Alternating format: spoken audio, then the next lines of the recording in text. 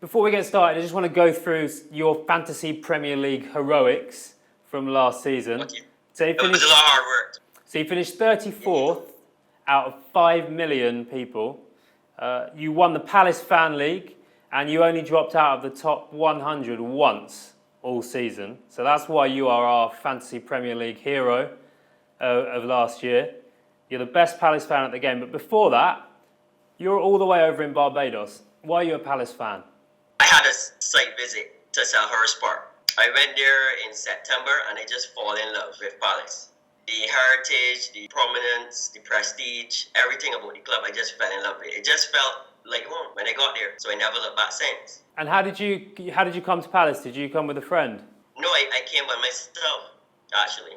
Okay, so what made you choose a Palace game? Well, I was in South Croydon, actually, staying, because I went to Paris for vacation, so I came back to London before heading back to Barbados. And I think it was Crystal Palace versus Southampton. I think that was a drop 1-0 win to Southampton. But I said, let me go and check it out and see what Crystal Palace was all about. Now, when I got there, it was all over. I just fell in love. Did you get a Palace shirt? No, I didn't when I got there. And what about back in Barbados? Have you managed to convince anyone else to support Palace? People in Barbados like different clubs. More popular, when I say it means a popular, more have like a little bit more TV presence than Palace. So Palace it'll be difficult to convince my friends to like Palace. But they like the individual players though. Yeah, I got the same problem. I've got lots of family in Antigua. And I've tried to convince my cousin from a young age to support Palace, but sadly he's Man United. From Barbados, how do you watch Palace games? In Barbados we have cable, and with cable you have different channels, so it's not an issue. But if it's a primetime game, I get to watch it. If not, I just stream it online. Okay, so do you normally watching at home, or do you ever go and watch it in any bars? There are pubs and stuff, but I normally just watch it at home. So what teams do people mostly support? The bigger clubs like Manchester, Chelsea, a few Man City people, but in Barbados we normally back the winning team. Okay. Except West Indies in Test cricket. In the 80s and the 70s, yes. So when you say that people like individual players, like the individual players at Palace, what Palace players do you think, like non-Palace fans in Barbados, keep an eye on and get excited by? Zaha. Yeah. Before a doubt, he can dribble anyone from any team, anytime, in the middle of the park, to the left-hand side, the right-hand side. He's fantastic.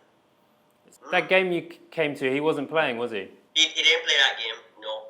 It was a big disappointment for me, actually, because I came to watch him play. But you've had him in your team on fantasy football. Let's have a talk about fantasy football now. How did you get so good? How did you get so good at the game? You need to know all the players from all the clubs, basically. That's the easiest way to put it.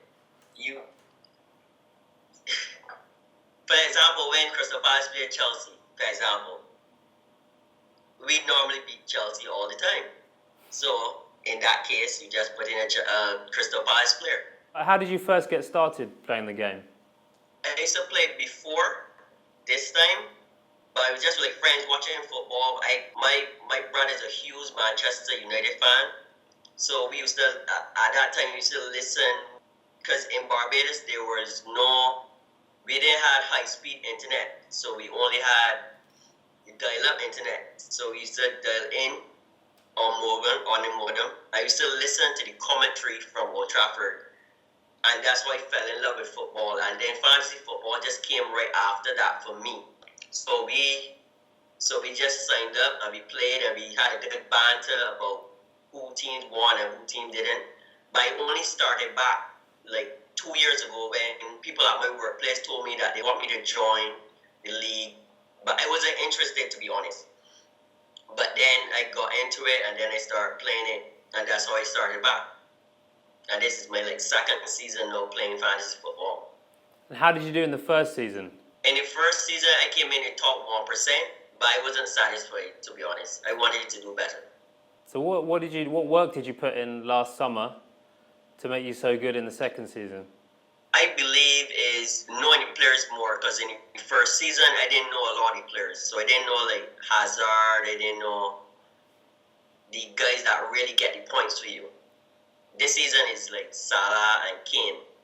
So for me, my philosophy was, if I know Harry Kane is going to score 20 goals a season, if I keep him as my captain for the whole season, I would get a certain amount of points from the 20 goals. So I never used to pick Salah one day and then Kane one day. I would normally stick it on one player for the whole season, basically.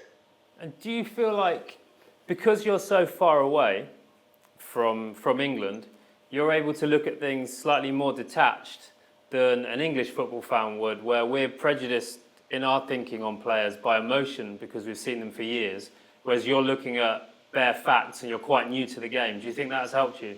Yes, I believe so. Because I am in no means biased in terms of players.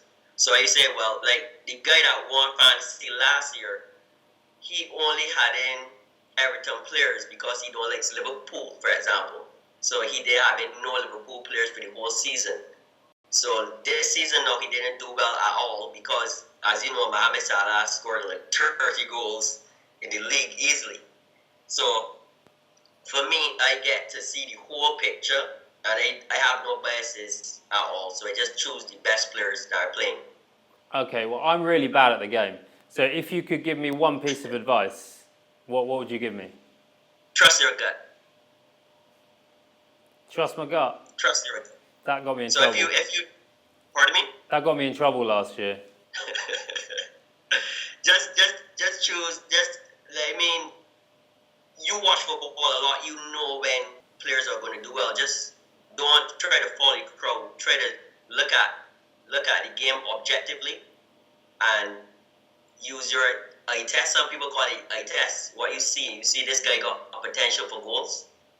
You just choose it. For example, when Benteke was out of form, I was hurt at one point, Zaha went up front, and he was a midfielder. So you just knew that Zaha would score. Yeah. So you just put him as your captain, or just put him in your team.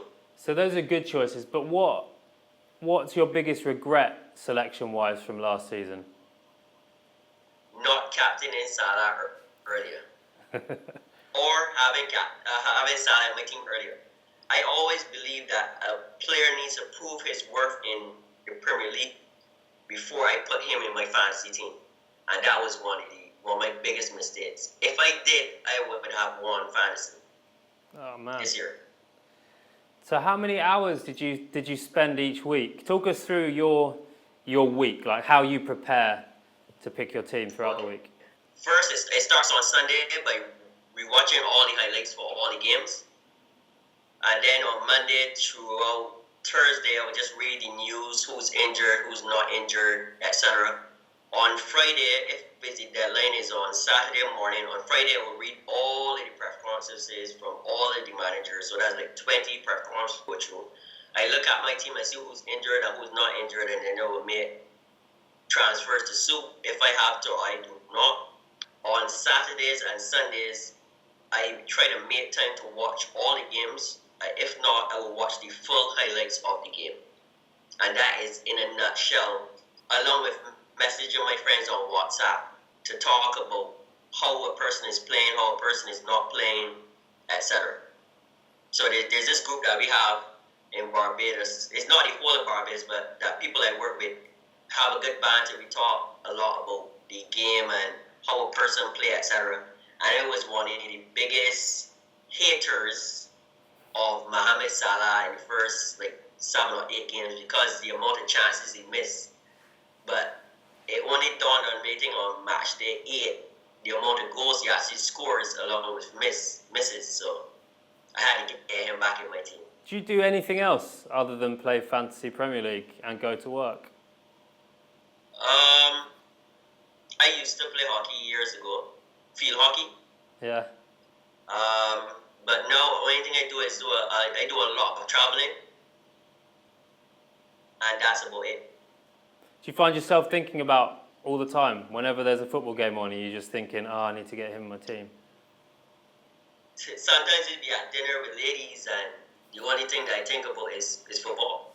So I'd be looking straight at them and it would be like, who should I put as my captain this match then? Or if Palace is going to win the next game. I think you're going to dinner with the wrong ladies. No, I don't think it's wrong, ladies. It's just that when it's football season, like now with the World Cup, it's be a little different, I guess. Until I get married and I get kids, I guess I can enjoy my so-called single life for now. Right, last season you picked loads of Palace players throughout the season. You had Hennessy, Luca, PVA, Wolf and Benteke at various points. Being a fan, we talked about you being slightly detached, but does your heart rule your head sometimes when it comes to Palace players? Even though Benteke was playing bad, I put Benteke in my team. And I think that's probably one of the mistakes that I made. I even put him in the beginning of the season when he was on 4 yellow cards. And I know the fifth one would disqualify him, but I still put him in my team. So I guess, yes. I'm still not 100% detached from emotion when it comes to fantasy. Right, the new FPL season starts soon. What are your hopes for the season ahead? Do you think you can win it? I think I could do well again. But to win it, you need something special. Because, for example, you can have a game where, and one reason why I lost last season as well, I didn't have El Guerrero in my team and he scored 4 goals. I had Zaha, so people had like 15, 20 points on me because of that. So sometimes it's a lot of luck is involved, but once you know how to play the game consistently, you can be in the top 1%. But if you get to that point where that you believe you can win, I already have the experience that I can win if I'm put in position to win. But sometimes it's just me dumb luck. A goalkeeper save 2 penalties or something like that, and they win. What are the best defenders to get? What kind of defenders? Do you tend to go cheap when it comes to defenders? The best defenders to get is wing backs that overlap a lot, like Patrick Van Aanholt, for example. He's probably one of the best. If he played the whole season for Palace, he would have ended with at least 7 or 8 goals easily, and would have most likely been top scoring defenders. But if you follow fantasy, you realize that is most of the time Chelsea defenders normally end up with the most points. So attacking wing backs like Alonso or like Danny Rose, if he's fit, over Davis, those are players normally get the most points. And what Palace players should we be looking to get next season? I guess the usual suspects, but it all depends on the pricing. Milivojevic was beautifully priced last season, but I believe they'll probably put him at 7 now because he scored 10 goals. So they may put him as 7, which is a little bit too expensive for a sanity midfielder. But the usual suspects like Benteke, Patrick Van Aanholt, Zaha is the 3 main men to get. So guys like, for example, Townsend, his returns are not really that good for fantasy. So just try to get the 3 main guys. But Sakho is probably, I still believe Sakho is the best defender in the league once he stays fit. Palace does not concede when he's fit. So he's another good guy to look at. Also, with Hennessy is also another good guy to look at. And Tom Kim's is probably one of the best headers in the league as well. So if we can get that defensive pure fit, those are 2 guys that you could put in your fantasy team that will bring back points. Okay, right, moving on. We've got some quick fire questions on FPL. Okay, no problem. Are you ready? So, first one. Salah and Milivojevic or Zaha and Sterling? Salah and Milivojevic. Okay. Milivojevic or Zaha? It depends on the price, but Zaha. Does it depend whether Zaha is a midfielder or a striker in the game as well? Yes, it does. Worth getting more if he's a midfielder? Because you get more points for a goal. as a striker, you only get 4 points, but as a midfielder, you will get 5. So it'd be better for him to be a midfielder. You mentioned both these guys. Tompkins or Sacco? In terms of goal threat, Tom Kings, but in terms of bonus points, it would be Sacco. Townsend or MacArthur?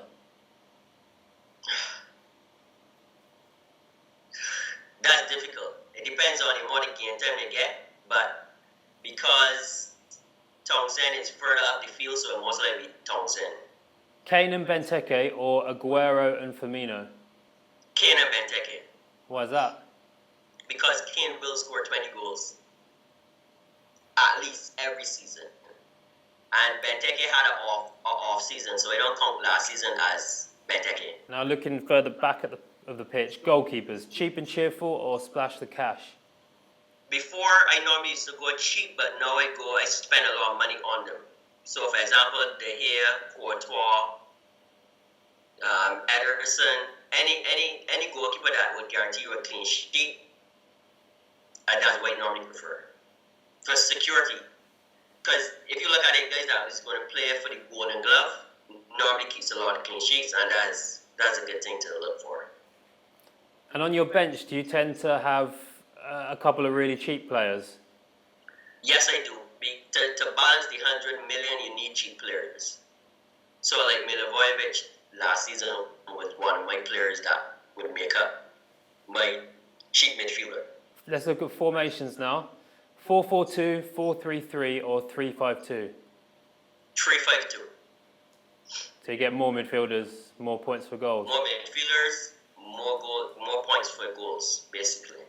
And the wild card, do you go early or late with that? It depends on if I'm doing really good. If I'm doing really good in the first 3 days, 3 game weeks, I don't change it. If not, I do. I change it around the 4th or the 5th day and pick only informed players. So I look through fantasy and look at the players that are informed, and I put all of them in my team. For transfers, do you make them early in the game week or at the last minute? Because of the invention of Twitter, I have changed a bit. There was this game week where before the game week started, Hazard did not travel on the bus with the team. So then I made a transfer. So there's no direct guide I can say I do it early or I do it late. I guess it depends on the situation at the time. Who's going to be your captain in game week 1? Mohamed Salah. Where will you finish this season? Every season is different. This may be my one hit of fame, and you probably may never hear from me again. Fantasy is that sort of game. You can't say that you would. I could tell you what I strive for. Yeah, what do you can't strive tell for? you where it would end up. I normally strive for the top 1%, but since I'm tasting the top 100, it's someplace I want to be again. The pressure is real. Okay, on a scale of 1 to 10, how much do you hate Brighton? To be honest, I don't hate Brighton. We'll cut that bit. I don't hate Brighton. I guess because of my love for football, I don't do probably rival teams. So I can tell you for sure, if I was in the stadium at that game, I would have a good banter. I can tell you that for sure. Right, Palace this season, are they going to finish higher or lower than 11th? Of course, Palace is going to finish higher. I expect Palace to come in the top 7 this season, actually. We have all the right pieces to come in the top 7 this season. I believe that. When Palace win, do you get Banks beers or rum punch? Bears. Beers, okay. And would you rather win FPL or Palace qualify for Europe? That's difficult. Why can't they have both? Last time Palace qualified for Europe for Champions League, they had the whole ban on Premiership teams.